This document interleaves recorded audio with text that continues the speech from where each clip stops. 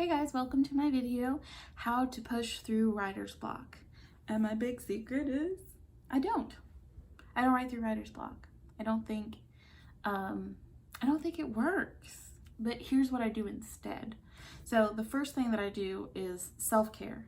If I'm not feeling my best, then I'm not writing my best. And what that looks like for me is making sure that my environment is pleasant, that I have eaten, that I'm like hydrated, if I need to get some exercise or something like that. Like I do all of those things because it puts me in a better headspace. So if I'm in a better headspace, if I'm like feeling good, then I'm in a better position to start writing. So that's thing number one. Thing number two is to set the mood. Have a writing space and a writing vibe. A writing space for me, I actually have a desk, so I do all of my work at my desk. And occasionally I keep a notebook next to my bed if I get some big inspiration and I want to like write something down. But I try to do most of my work from my desk just because I can really create a mood for myself. And I think that helps. So the third thing that I do is to make time for research. One thing I've noticed is that if you are trying to write something like, okay, you feel obligated to write something, then you're writing for the sake of writing, not because you have something specific in mind to write.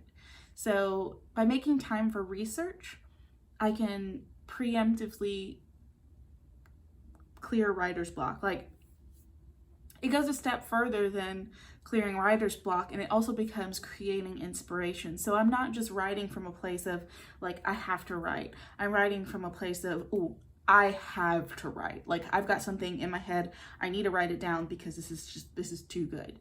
So it totally changes the focus. And writing from a place of inspiration is so much more fun, so much easier than writing out of like some kind of obligation. So that's the third thing, is to make time for research. The fourth thing is to plan.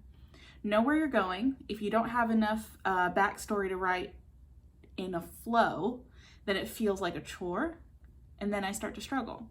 So this kind of is part of making time for research, but it's also separate. So like you do the research, but then you also have direction for the research. Like maybe when you start with researching, it'll be about like a time period and very general, but having a plan is saying, okay, I've done like research in these 5 different areas and that all like lights me up and I feel super good about it and I'm like ready to write in those areas.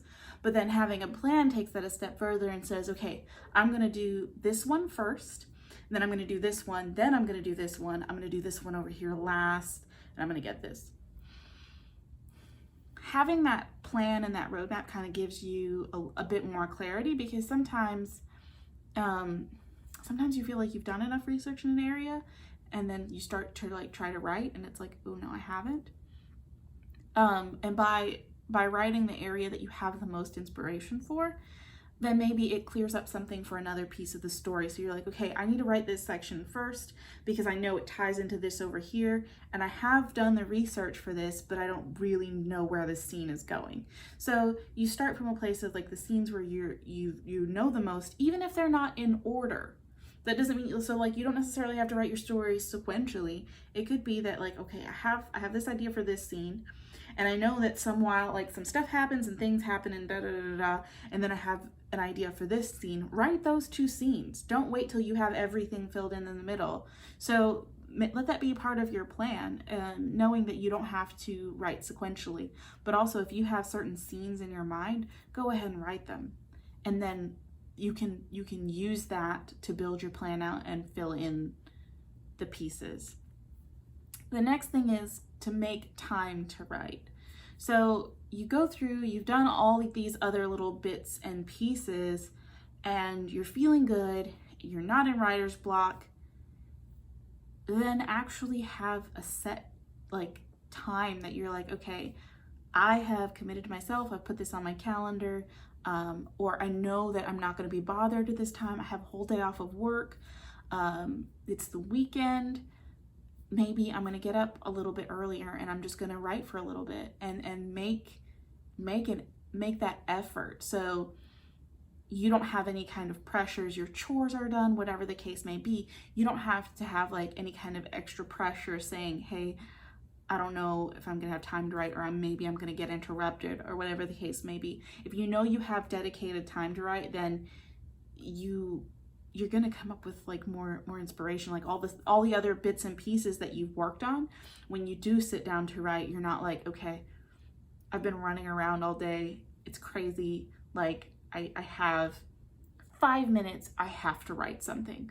Like that's gonna be stressful. And then you're like, oh, I squeezed out, I eked out this teeny tiny little bit of time, and I'm super stressed. I haven't had any time to unwind. This actually goes back to the self-care piece, the first piece.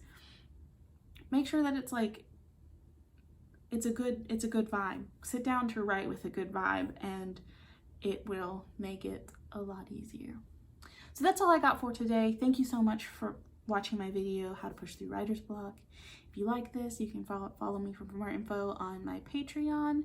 And thank you to my Patreons. You guys make the world go round. See you next time.